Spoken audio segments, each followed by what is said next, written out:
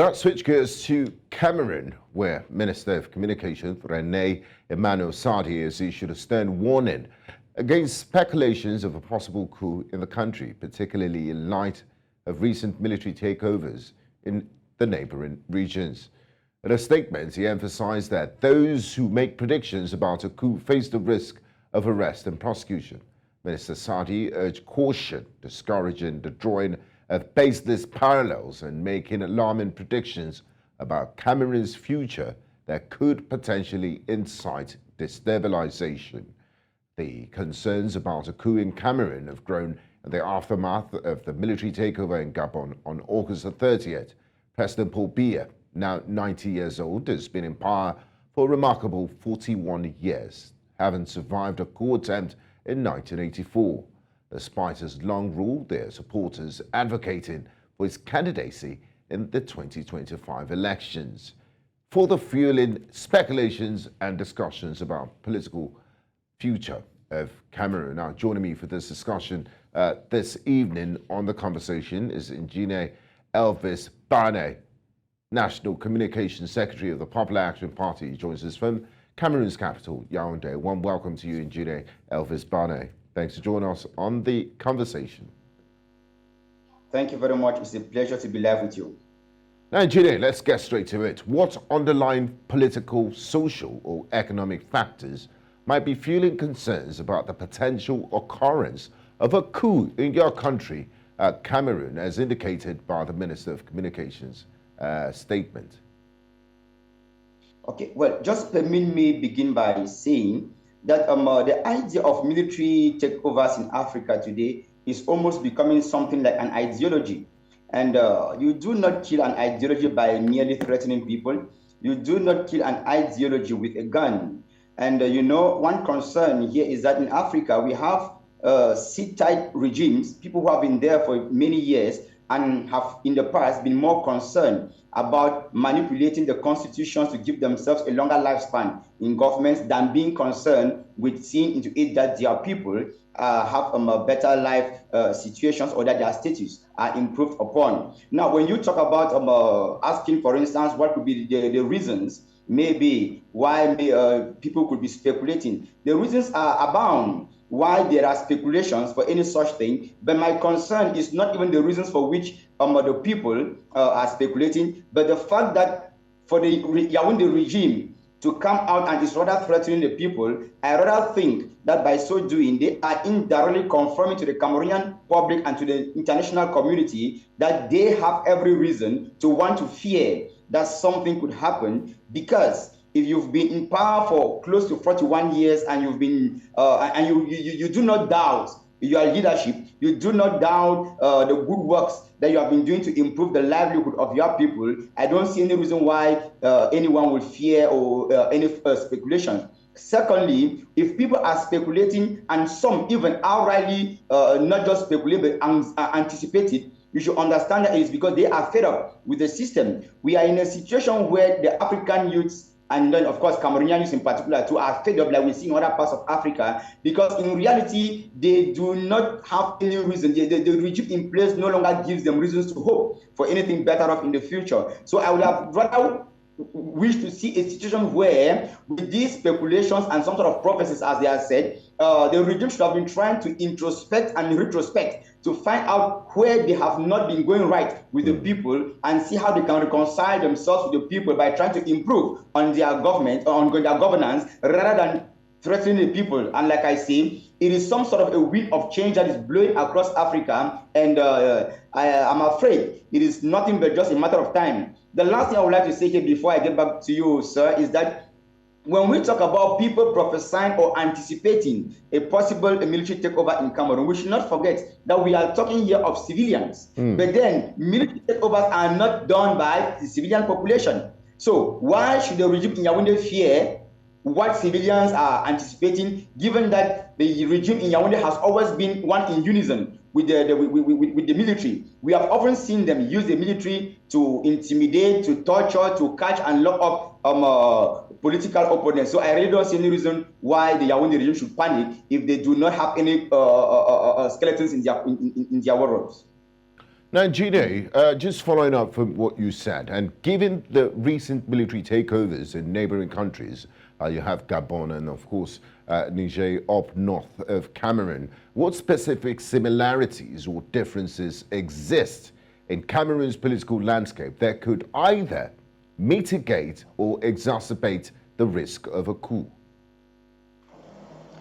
When you talk about similarities already, first, Central Africa and Francophone Africa as a whole, we have this issue of bad governance. Like I started by saying, the youth are not given any chance to dream or hope for something better for themselves. There is untold rates of unemployment in the country, and that is why you see many youth always dream of nothing else than trying to get rich or die trying, by going across the Sahara Desert, by trying to get to Europe through the Mediterranean, the Mediterranean. We have this issue of corruption. You saw what happened in Gabon when billions were seen stocked in individuals' homes. It's almost the same thing in Cameroon, because we have ministers in Cameroon, for instance, they will tell you fabulous sums of monies that are discovered in their homes, and they are still in government. Those type of things do not encourage the youth. They do not give the youth room to reason, to dream, to hope for something better, given that when people are discovered with such sums of money, when we know it is against the state, the laws of the land, and those very people still maintain their offices, and they are never questioned as to how they got about having such sums of money, for instance, in their homes. When people hear of things like the construction of the different states across Cameroon, where thousands of billions were embezzled, and those involved in them are still on seats, like I say, those are things that in the long run would eventually incite Cameroonians to want to think that maybe a coup could be the best option. But now, one thing again that the regime in Yaoundé fails to understand is that in no country do we have the military invite itself directly or indirectly onto the political arena out of fancy or for fantasy. No. If you look at most countries where we have the military invite itself, it is because of bad governance. And so at one point in time, I would even say that it depends on the regime in place as to whether there can be an eventual military takeover or not. Because if you are a good government and you take good care of your people, I don't even see any reason why anyone would want to think of a military takeover. People only, or should I say, it is the regime that directly or indirectly invites the military onto the political arena, because once a responsible military discovers that the people have been maimed, have been taken hostage, and they have nothing to do or the means to free themselves, they are forced to sometimes now invite themselves to want to remedy or rescue the population. So I think the yam and the knife is in the hands of the regime in Yaoundé to see into it that they simply give the people what they deserve, what they desire, and life continues as perhaps it has been. You see, another serious problem we have is that we are in a context where most often than not, the leaders in place, the regime, does not go in for broad-based consultation with the masses. They claim that you voted for them, but the way they run the country is such that they sit, either they decide for you and they impose it on you, or they sit there and do not even do anything at all, and they are waiting for you to come out and complain, and then they come out and they threaten, and then they present rather the military to you to intimidate people and things of that nature. There is always a time for everything, and so Yaoundé should know that, like I earlier said, the idea of military takeover, it's like a wind of change blowing across Africa, which will not touch all countries. I want to, sorry to interrupt you there, Njine. I want to pick up from what you said about your message to Yaoundé. Now, in what ways might the central government in Yaoundé, the government of the Republic of Cameroon, address concerns about coup speculations while respecting freedom of speech and expression, as raised in the minister's communication statement? What should they be doing now? What's your advice to the government of Cameroon? Good question. Let me begin with the issue of freedom of speech. They should understand that if they say, as they often say, that we are in a state of law and laws should be respected, they should also understand that it is the right of the people to express themselves. Okay? What we may deny are excesses, but I do not think that such speculations are such excesses to the point of threatening people. On the contrary, they should take advantage of these speculations and go closer to the people and find out what their cries actually are. That's what we are saying. That's what Yaoundé should be thinking of doing. Secondly, like I said, there is something quite lacking. The fact that there is no broad-based consultation between leadership and the masses. They should go closer to the people, try to actually understand exactly what the people's problems or concerns are, and then they see it together, they propose tangible solutions. It should not be a matter of promises that you give to people. They go back to sit and observe if you are going to do something, and then years pass by, you do not do something, while hoping that they will come back next time and you go threatening. Yaoundé should simply try to always match words with actions. That's what I'm saying. If you match your words with actions, the masses will certainly not have any reason per se to want to go to the point of anticipating a military takeover. It is true you will never satisfy all the people, but at least a certain portion of what the people expect should be given to them. I just saw in your first part of the program talking about fuel subsidies in Nigeria causing problems there. Presently in Cameroon, we have teachers, for instance, complaining about what the state owes them to the tune of over 180 billion. I don't think that 180 billion is a problem to the state of Cameroon to resolve. But the problem is that when people like teachers come out to complain, intellectuals, and they are posing pertinent issues, and then the government comes out to rather threaten, you are only frustrating the people the more and radicalizing them the more. So what I'm advising Yaoundé to do is, we should forget the idea of constantly thinking that we can always query the people down by intimidating them. We should learn to dialogue with the people. When people evoke ideas or emanate ideas, we should listen to them and then, of course, call them, sit with them, talk with them, and propose tangible solutions that will be met with actions so as to ensure that at least everybody gets a certain degree of satisfaction. Now, Njine, as we begin to wrap up this conversation, we can't but talk about the potential candidacy of President Paul Biya, who by 2025 would have spent 43 years in power, and he will be 92 years old, if I'm not mistaken. Having said that, how does this factor into the current political landscape, and what implications might this hold for stability in Cameroon? Is there no opposition?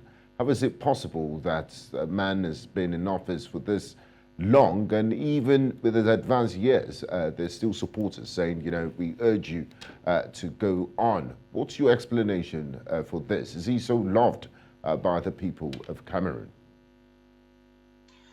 What I may say here is that, firstly, it shows bad faith. It shows bad leadership.